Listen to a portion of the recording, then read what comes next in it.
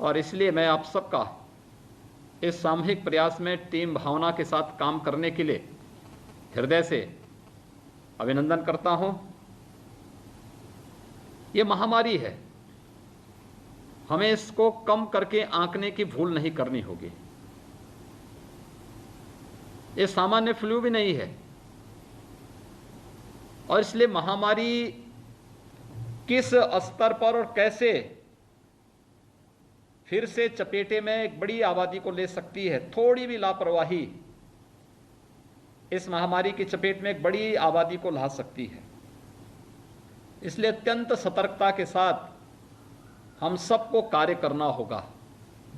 और इसमें आज जो नगर निकाय से जुड़े हुए आप सभी प्रतिनिधियों के साथ जो संवाद का कार्यक्रम बन रहा है, इसके पीछे का उद्देश्य भी है, हम समय समय पर इसके बारे में शासन स्तर पर आवश्यक सुझाव और निर्देश भी जारी करते थे।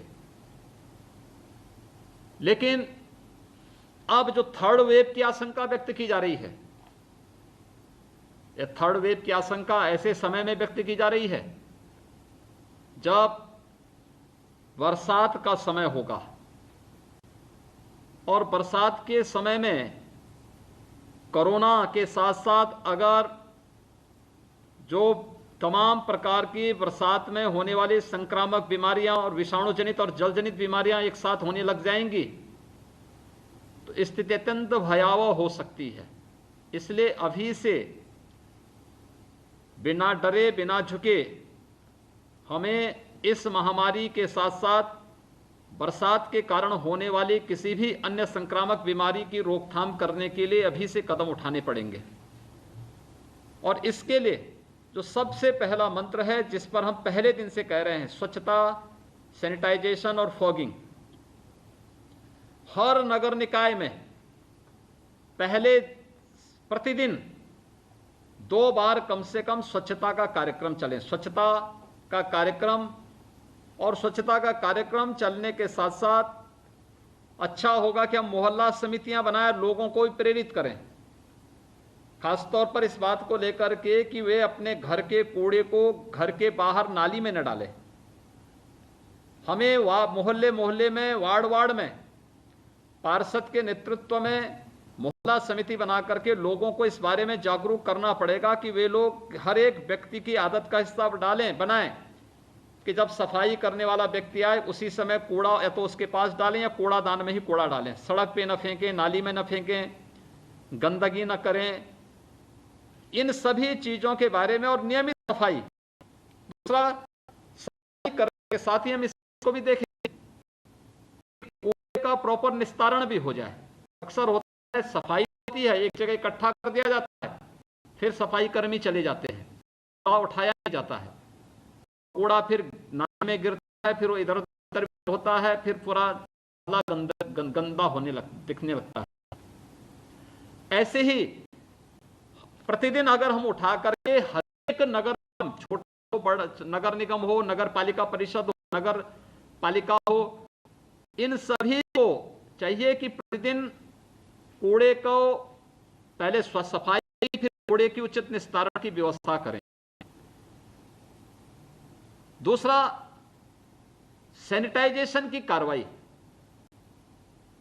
सफाई के तुरंत सैनिटाइजेशन की कार्रवाई करेंगे, उसका लाभ होगा। और सायंकाल फॉगिंग अगर सप्ताह 2 दिन 3 दिन भी हर मोहल्ले में होता है, इसका भारी लाभ होगा। इस समय तो कोरोना से बचा, याद रखना उत्तर प्रदेश के अलग अलग क्षेत्रों में, पूर्वी उत्तर प्रदेश में देखें इंसेफ्लाइटिस से बहुत मौतें हुई थी। सरकार के प्रयास उसमें नियंत्रण, लेकिन हमें रहना पड़ेगा। अगर हम मध्य के क्षेत्र में आसपास को देखेंगे तो वहां पे मलेरिया को मिलता है, हम तो में चिकनगुनिया के मामले को मिलते हैं।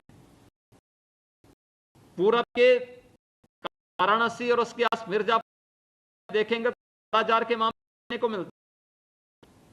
बुंदेलखंड में जुड़े हुए ऐसे मामले को मिलते हैं। जो कभी कभी को जब कोई व्यक्ति आता है तो के लिए सही आती है उसे, इसलिए सावधानी पूर्वक हम बीमारियों को आने सैनिटाइजिंग ध्यान देना, जमाव पर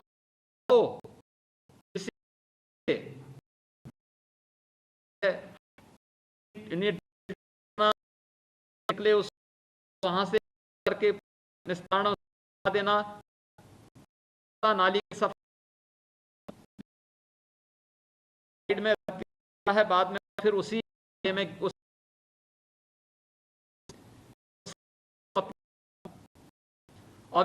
अब इसकी करेंगे। प्लास्टिक को सरकार ने बैन रखा है। अगर आप भी अपने नगर निकाय में प्लास्टिक इन सभी इनसे जुड़े इनके बैग से बने हुए जो कप ये जितने भी हैं पहले से रोक स्वाभाविक रूप से सफाई जाएगी। तो स्वच्छता पर हम ध्यान, तो एक सबसे बड़ा कार्य आपका सबसे पहले हो सकता बचाव होगा, सफाई दिखाई देगा, और साथ में को जो को लेकर काला प्रकार के कारण भी तमाम प्रकार चपेट में से मौतें, इनको रोकने नगर निकाय बहुत भूमिका का निर्वहन कर।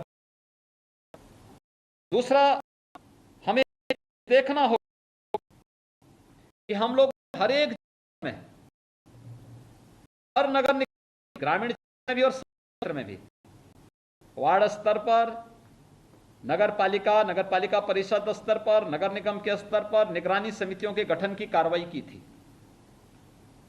जहां पे निगरानी समितियां काम कर रही थी, बहुत अच्छा काम उन्होंने किया है। कुछ छोटी छोटी चीजें होती हैं जिस पर हमें ध्यान देने की आवश्यकता है। जैसे बीच में आपने देखा होगा, तमाम लोग, अगर उनके परिवार का कोई सदस्य की दुखद मौत हो गई तो उनका अंतिम संस्कार करने की बजाय बॉडी को, मृत शरीर को नदी में प्रवाहित कर देते थे। ये अच्छी स्थिति नहीं है। कभी किसी ने परंपरा के रूप में अपनाया होगा, उसके कुछ नियम रहे होंगे, लेकिन आज इतनी भारी आबादी हो चुकी है, हम लोग उन लोगों को समझाएं ऐसा न करें।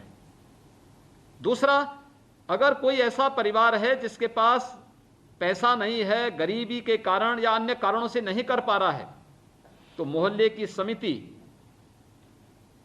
जो पार्षद की अध्यक्षता में है, वह इस बात को सुनिश्चित करें कि नगर निकाय उस परिवार को 5,000 रुपये दे, वह परिवार या तो अंतिम संस्कार की कार्रवाई संपन्न करें जिस भी परंपरा को मानने वाला है, नदी में प्रवाहित न हो। और अगर नगर निकाय वह व्यक्ति इस स्थिति में भी नहीं कि अंतिम संस्कार कर सके, तो नगर निगम या वह मोहल्ले की समिति ही प्रशासन के सहयोग से मृतक का अंतिम संस्कार की कार्रवाई उसकी परंपरा के अनुसार संपन्न करवाएं। यह व्यवस्था हम लोगों ने 1 वर्ष पहले से ही बना दी थी, हमें केवल उसको लागू करवाना है। हमें यह भी देखना होगा कि प्रत्येक नगर निकाय से सटे हुए किसी ऐसे स्थल पर जहां पे लोगों को बहुत दिक्कत न हो, अंत्येष्टि स्थल, सौदागृह या फिर कब्रिस्तान की व्यवस्था, साफ सफाई की व्यवस्था उसमें भी रहनी चाहिए, कहीं भी गंदगी ना दिखे। अगर हम इन सब बातों को ध्यान दे दें, आप देखेंगे वहां पे अपने आप एक सुधार दिखाई देगा और उसका लाभ भी आपको प्राप्त होगा। हमें अक्सर जितने भी हमारे नगर निगम हैं, नगर निकाय हैं, हमें कुछ नयापन वहां पे करना पड़ेगा। जैसे भारत सरकार ने उत्तर प्रदेश के 10 नगर निगम को स्मार्ट सिटी के रूप में विकसित करने की योजना बनाई। 5 लाख की आबादी के ऊपर के नगर निकायों को, 60 ऐसे नगर निकायों को अमृत योजना के अंतर्गत भी चयन किया। जो भी नगर निगम या नगर निकाय स्मार्ट सिटी या अमृत योजना के अंतर्गत चयनित हैं, वे समयबद्ध ढंग से अपने कार्यक्रम को तेजी से आगे बढ़ा दें। हमें अपने नगर निकाय की आय से भी कैसे हम अपने नगर निकाय की आय को बढ़ा सकें, इस पर चेयरमैन, पार्षदगण, उस नगर निकाय के ईओ, अधिशासी अधिकारी, ये सभी लोग मिलकर के एक व्यवस्था बनाएं, एक निश्चित इनकम उस नगर निकाय की बने।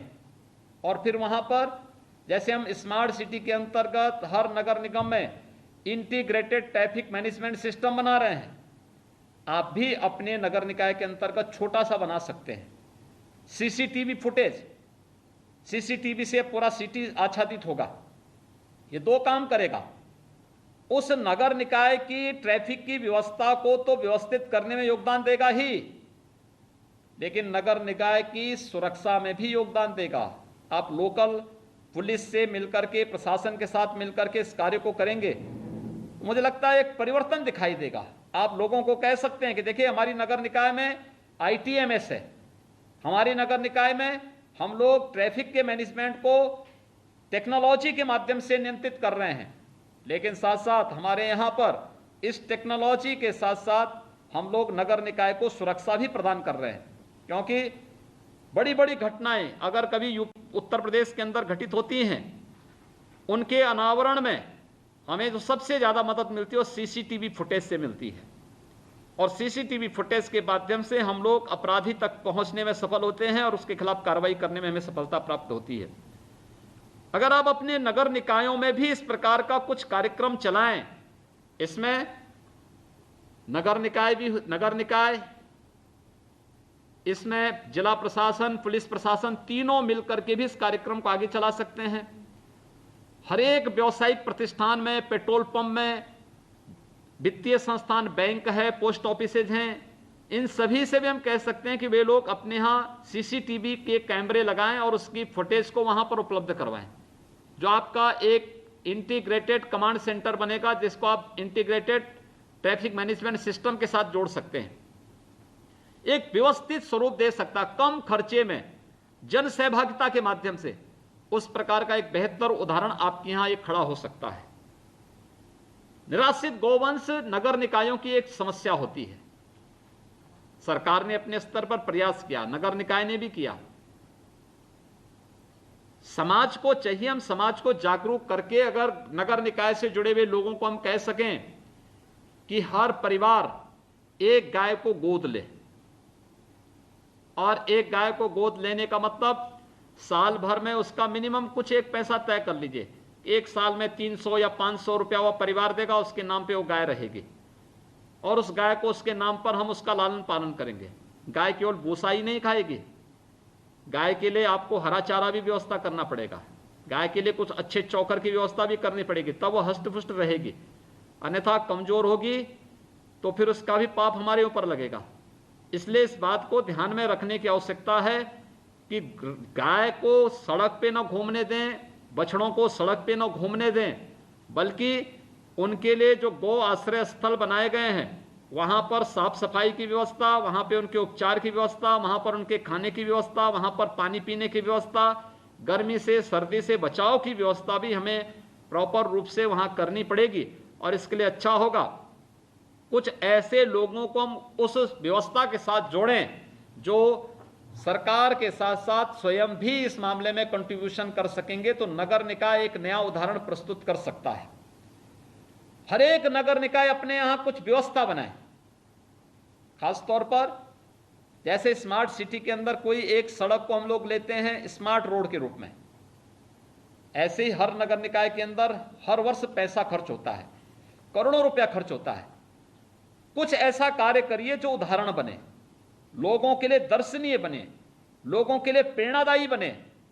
उन कार्यक्रमों के साथ आपका नगर निकाय जुड़े और उसके लिए हमें अपने आप को तैयार करना होगा।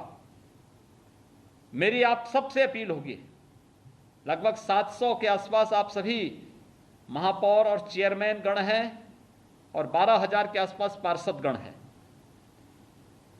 आपके प्रत्येक के नगर निकाय में स्वास्थ्य विभाग के द्वारा संचालित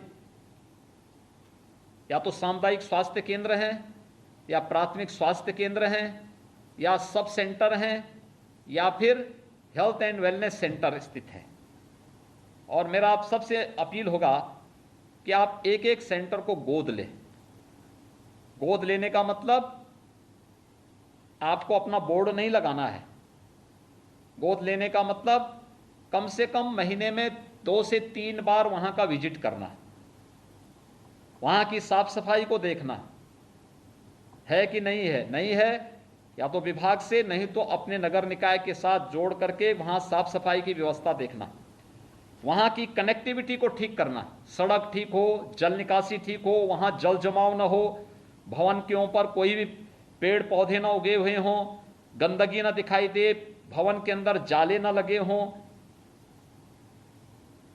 वहां पर डॉक्टर नियमित रूप से आते हैं, नहीं आते हैं, इसके बारे में जानकारी रखना, सीएमओ को और जिलाधिकारी को इसकी सूचना देना।